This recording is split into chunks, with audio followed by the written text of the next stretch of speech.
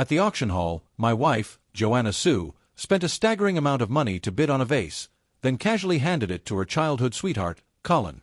A reporter immediately seized the opportunity and asked whether the vase was really worth such an outrageous price. Joanna looked at Colin with unmistakable tenderness and said that since he liked it, no price was too high. Amid the crowd's teasing laughter, Colin lifted her chin and kissed her without hesitation. When the kiss ended, Joanna looked at him shyly, her eyes soft and glowing. Our gazes met briefly. She shot me a contemptuous look before turning away as if I didn't exist. The auction went on. One ceramic piece after another, followed by rare jewelry, until a pink diamond necklace appeared on the stage. The entire hall fell silent. Certified flawless by the European Gemological Institute, it was a true rarity. The starting price alone was enough to scare most people away. In the end, I placed the highest bid of the entire night and won it.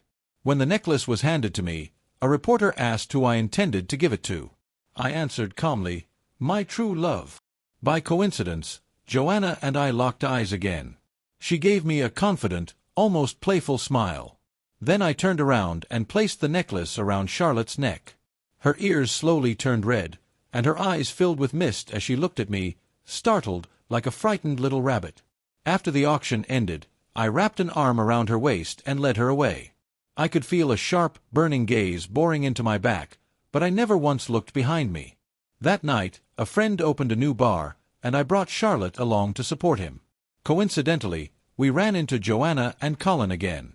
Since we all moved in the same social circle, we ended up sharing the same booth. No one there knew that Joanna and I were married. We had been married for 3 years, yet aside from our parents, no one else knew. A friend joked and asked Joanna and Colin whether they planned to secretly get married, since they were always inseparable. Joanna glanced at me as if unintentionally. When she saw that I had no reaction at all, she tightened her grip on Colin's hand and said firmly that they were truly in love and would never elope in secret. Colin raised his eyebrow and looked straight at me, a smug sneer on his face, as if he had won. I had seen that look before, but this time I felt nothing. Time really does wear everything down. The heartbreak, the sleepless nights, the days drowned in alcohol and despair, those were long gone. I scoffed quietly and looked away. Whoever Joanna chose to be with now had nothing to do with me. Someone suggested playing truth or dare. When it was Charlotte's turn, Joanna deliberately asked a sharp, malicious question. I was about to intervene, but Charlotte gently squeezed my hand, signaling me to calm down. She didn't want to ruin the atmosphere, so I stayed silent. Charlotte shyly said she would accept the penalty and drink instead. But Joanna kept pushing, saying that if she couldn't handle the game, she shouldn't have joined. It was obvious she was deliberately making things difficult for Charlotte. But wasn't that exactly what she wanted? I stood up, drank the penalty shot for Charlotte, then said goodbye to everyone and took her away. When I got home and turned on the lights, I saw Joanna sitting on the couch, her expression dark and gloomy. An unfinished bottle of red wine sat on the coffee table. I didn't want to deal with her and headed straight for my study, but she called out from behind me, her tone openly confrontational. "Augustine, have you forgotten that you're a married man?" I almost laughed. What right did she have to question me? I turned around and frowned. "Joanna, you're the one who said we should live our own lives. Are you regretting it now?" "Regret?" Joanna sneered. "Don't flatter yourself. I'm just being kind and reminding you not to be fooled into counting money for others. Young girls these days have all kinds of tricks. Don't let their age fool you, they're experts at manipulation." I chuckled helplessly and shook my head. "You're not young either, and you're quite skilled at deception yourself." With that, I closed the door to my study. Almost immediately, the sound of glass shattering echoed from the living room. It was always like this. Whenever things didn't go her way, she made a scene. And yet, all I was doing was exactly what she asked, living separate lives without interfering in each other's business. We were husband and wife in name only, waiting for her to settle her family matters before divorcing. 3 years ago, Joanna and I married under the arrangement of both families. At the time, she said she wasn't ready for marriage and wanted to keep it secret. I didn't think much of it, assuming she just needed time to adjust. After the marriage, she became unusually clingy, coming home straight after work every day. A woman who had never lifted a finger to do housework even started cooking soup for me. She showered me with sweet words and was uninhibited in bed. I loved her deeply. Until our second wedding anniversary. I had prepared 999 red roses at home, planning to surprise her. I had even bought the hillside villa she always wanted. But instead of joy, what I received was a video and several photos. In the video, her eyes were hazy, her voice seductive. The man above her asked who she loved most. She answered Colin. The scene replayed over and over, and my heart shattered completely. I knew the video was sent by Colin. Suddenly, everything made sense. She never let me touch her phone. She kept a locked diary in her study. She traveled to the UK every month for business. Colin was in the UK. I had always known that, yet I chose to trust her. By the time the roses withered and fell, Joanna finally came home.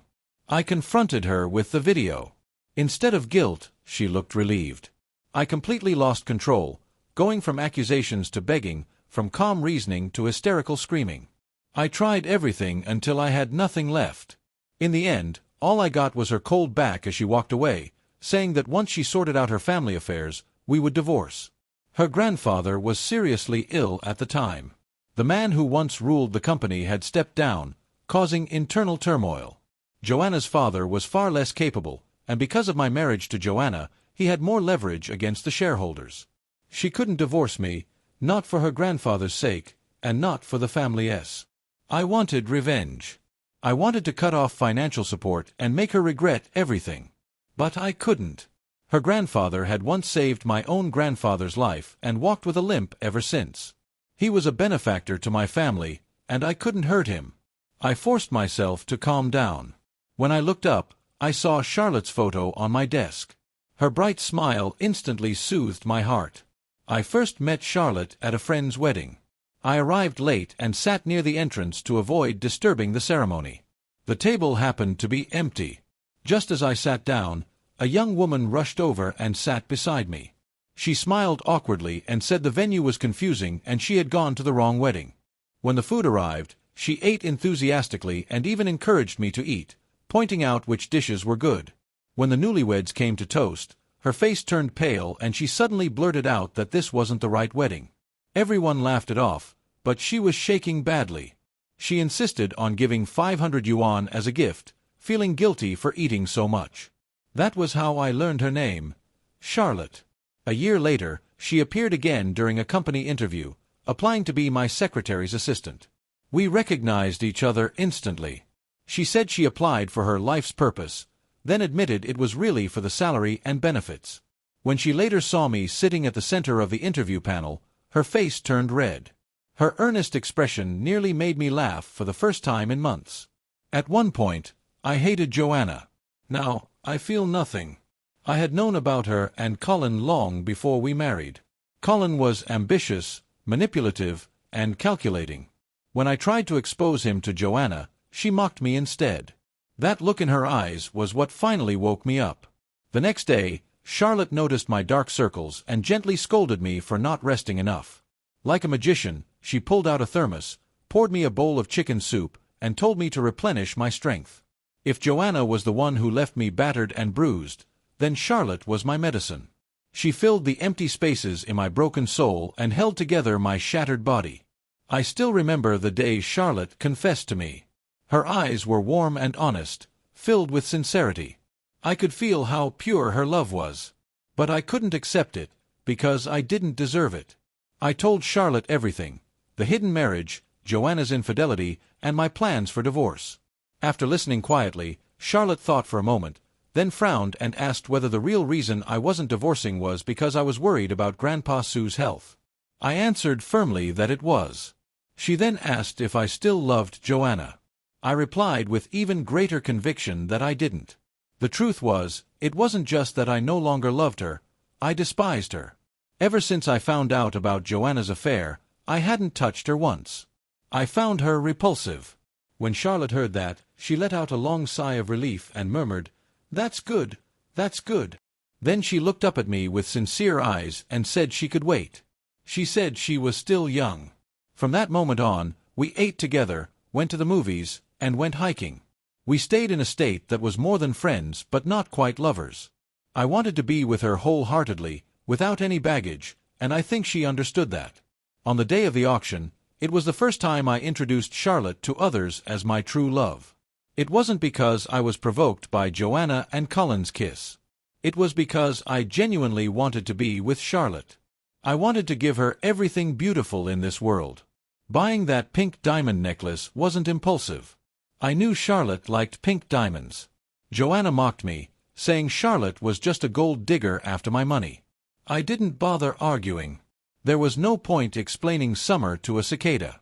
She even pretended to kindly remind me that a gold digger wouldn't fit into high society, that Charlotte was beneath me and only suitable for a fling. What she didn't know was that Charlotte came from a good family, just very low-key. Her father is a well-known traditional Chinese medicine doctor, and her mother is a university professor. Charlotte herself is outstanding, diligent and responsible at work, with top-tier professional skills. She's beautiful, sweet, and kind, raised in love, with a heart full of sunshine, always willing to share her light. On the weekend, I went to the old house to visit Grandpa Sue. He has always been very fond of me. Even though he's old and has a weak heart, his eyes are still sharp, as if they can see through everything. We played chess and talked about work. He even shared internet jokes with me, claiming he was a master web surfer. During dinner, he kept putting food on my plate, saying a man needs a strong body to eliminate all demons and monsters. I smiled, agreed, and ate everything he gave me. As I was leaving, Grandpa Sue patted my shoulder and said, "You rascal, you finally have a smile on your face again." I froze before understanding. My nose tingled, and my eyes grew wet. He said Joanna and that useless Zhao boy had wronged me and that I didn't need to worry about him. His old bones were still sturdy. He told me to divorce her and not waste my life. He said I didn't need to care what her parents thought. His words lifted a weight off my shoulders. When I married Joanna, Grandpa Sue had already warned me that her parents hadn't raised her well and that I shouldn't indulge her blindly. I hadn't completely fallen out with Joanna because I didn't want him to worry. Since the night Joanna and I fought at the bar, she hadn't come home. I knew she was living with Colin. Ever since that confrontation, she had barely spent a night at home, which was why I hadn't moved out. A month later, it was Joanna's father's birthday. Out of courtesy, I still brought a gift and went to their house. I handed the gift to Mr. Sue and chatted with him for a while. Even though Joanna and I weren't in contact, news about her and Colin reached me constantly. They were making headlines everywhere. Joanna passionately kissing Mr. Zhao on the street, Joanna spending millions on a luxury home just to make Colin smile. Each headline made her look more ridiculous than the last. There were even explicit photos. Although her face was blurred, anyone who knew her could tell it was Joanna. Mr. and Mrs. Sue knew everything and were deeply embarrassed in front of me. They blamed themselves, saying they hadn't raised their daughter properly, yet they still tried to persuade me to forgive her. I said nothing and quietly changed the subject. At that moment, Joanna came home. The instant she saw me, she hurled her bag at me with all her strength. Before I could speak, she started cursing me, accusing me of stabbing her in the back, calling me shameless, questioning whether I was even a man. Joanna was convinced that I was behind all the negative reports, including the explicit photos. She believed it was my revenge.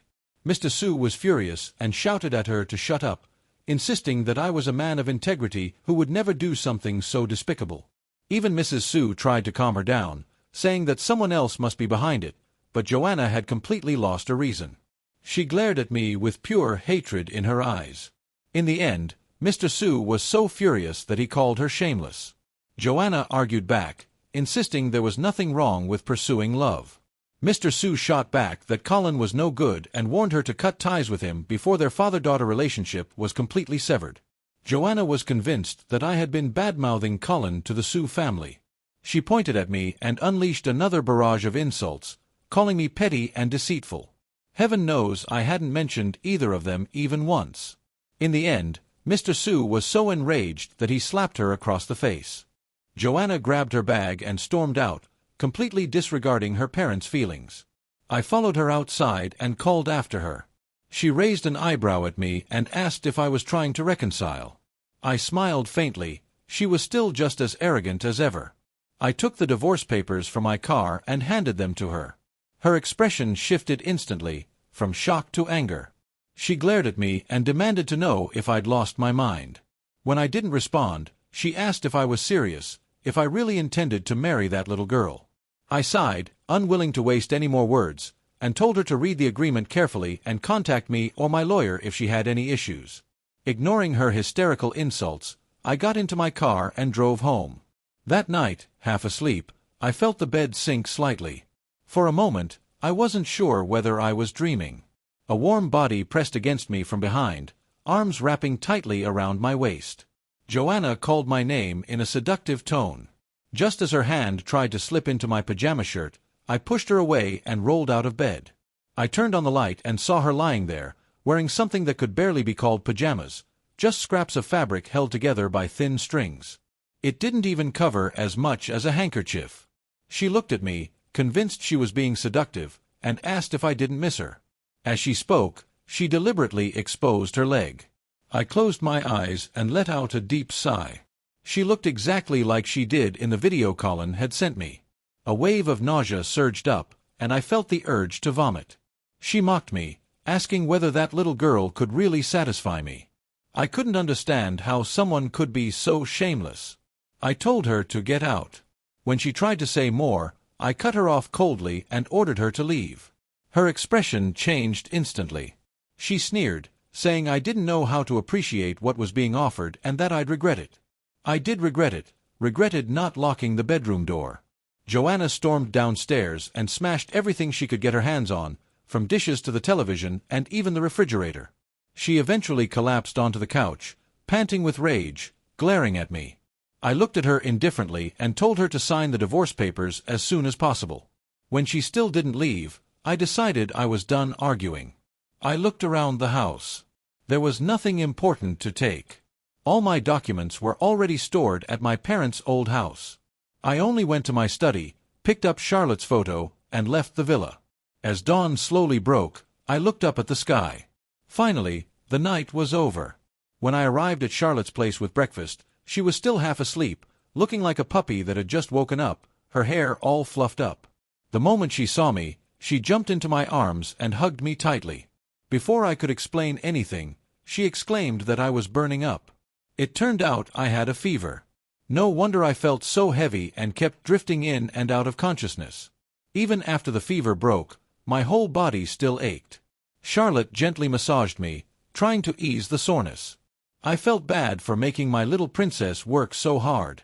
I kept falling in and out of sleep, but every time I opened my eyes, she was there, massaging my legs, my shoulders, or my temples. I told her to rest, but she said she wasn't tired and joked that it should count as overtime and that she deserved extra pay. I told her to stay away from me so she wouldn't get sick. She proudly declared that she was a fairy and that fairies don't get sick. If I hadn't been so weak, I would have pulled her into my arms and pinched her cheeks. My thoughts drifted back to when I had first gotten married and Joanna had appendicitis. I took care of her day and night. She complained constantly and lashed out at everyone, the doctors, the nurses, and me. No matter how hard I tried, nothing pleased her. After she recovered, I fell ill myself. Then one day, she nearly tripped on the stairs. When I rushed to catch her, I fell instead and fractured my leg. She said she didn't know how to take care of people and left everything to the maid and the nurse. I understood she was spoiled, but I hadn't expected her not to visit me at the hospital for days. She ignored my calls and messages. A week later, she told me she was abroad for an important project and didn't even ask about my injury. Later, I found out she had gone to see Colin. He had alcohol poisoning, and she flew overseas to take care of him personally. He even posted about it online, writing, "Only when you're sick do you know who truly loves you," along with a photo of 2 hands clasped together. I recognized Joanna's hand immediately. She had a tattoo of the letter C on her ring finger. Colin's C. After 3 days of silence, I had my lawyer contact Joanna. If she refused to sign, I would sue. I had plenty of evidence. She called me angrily, hurling insults, but I didn't care. I was even willing to give her more money. I deliberately provoked her by asking whether Colin didn't want to marry her. That struck a nerve. She finally agreed to the divorce and signed the papers. There was a mandatory 1-month cooling-off period. Charlotte put up a countdown board in my office, saying I'd be free in 30 days. On the day I received the divorce certificate, I finally felt relieved. The suffocating weight on my chest was gone. As I walked out of the Civil Affairs office, I saw Colin waiting for Joanna. He deliberately took off his sunglasses and waved at me with a smug smile. Scoundrel! I couldn't understand what Joanna had ever seen in him. Free at last, I took Charlotte on a trip. We spent half a month on an island before returning.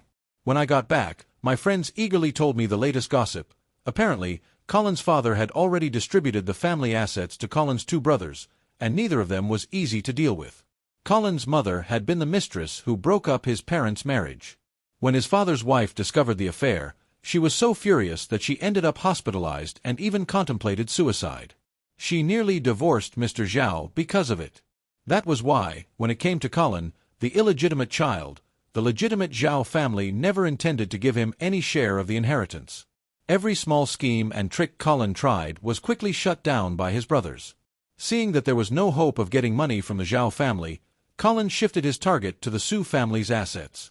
During the 2 weeks I was away, Joanna and Colin got married. Joanna made a huge show of it on social media and even announced they would hold a wedding ceremony in a month.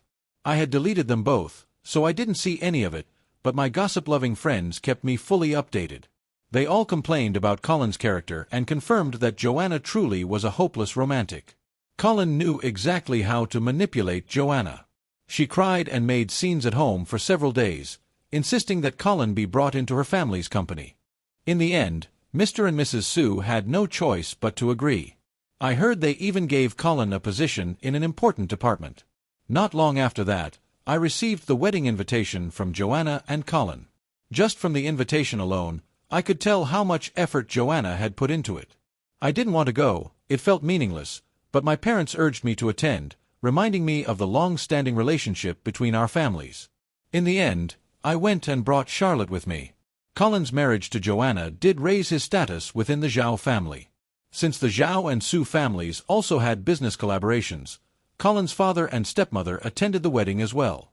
When the ceremony began, the bride and groom exchanged heartfelt vows.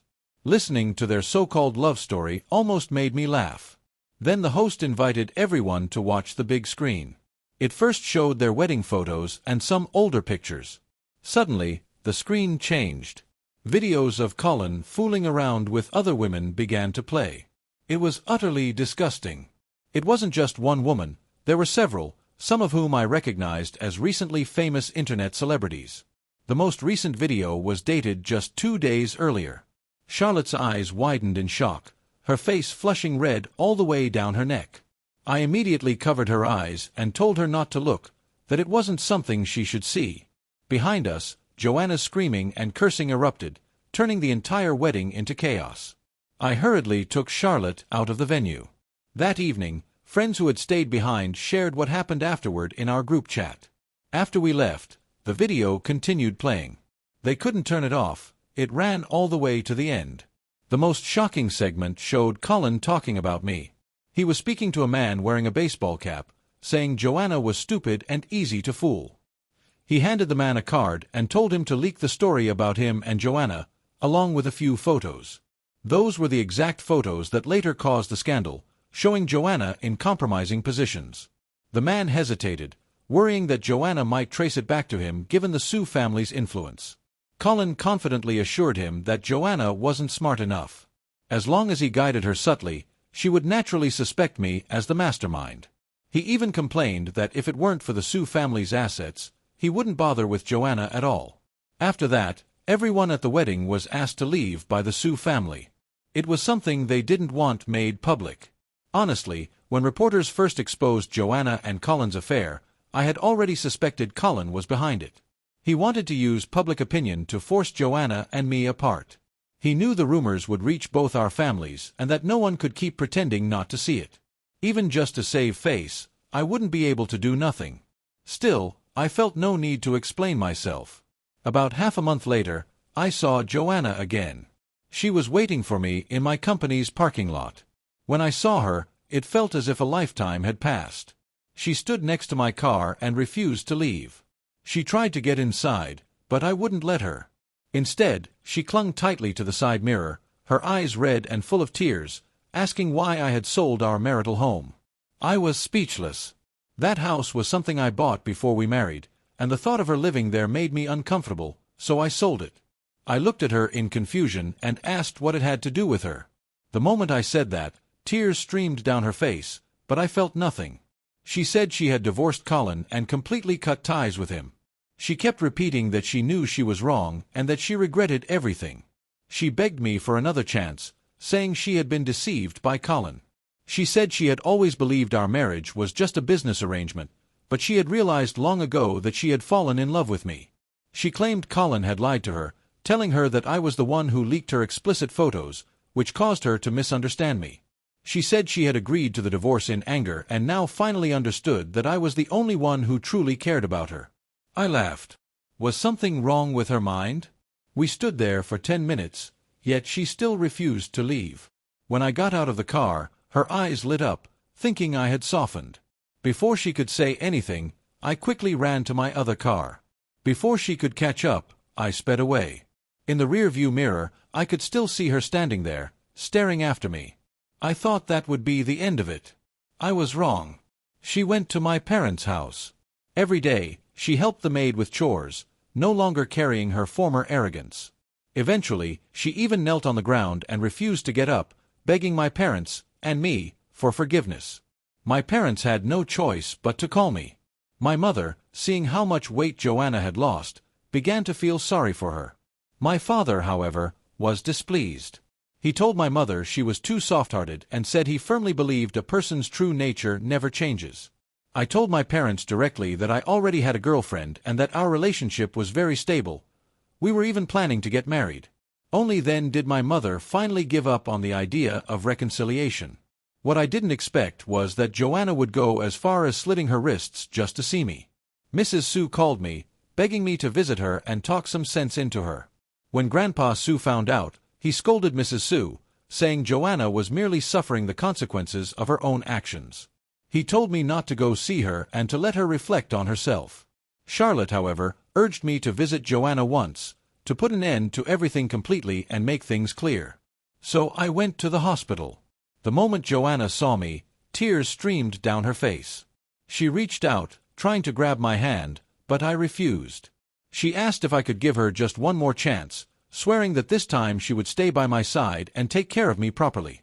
She begged me to at least let her try to pursue me again. After saying that, she completely collapsed, crying so hard she could barely breathe. I told her that although our marriage hadn't been built on deep feelings at the start, after we got married I had given her my whole heart. A flicker of hope appeared in her eyes, and she grabbed the hem of my shirt, saying we could start building that foundation now. I cut her off and told her that I was already in love with someone else, that I loved her deeply, would cherish her with my entire heart, and that she deserved that kind of love. I told Joanna that if she hadn't insisted so much, I wouldn't have come at all. I said she was a good person and hoped that after seeing me, she could finally let go, move forward, and live well. As I spoke, Charlotte's encouraging little face flashed through my mind, the way she had smiled when she sent me off, and I couldn't help smiling too.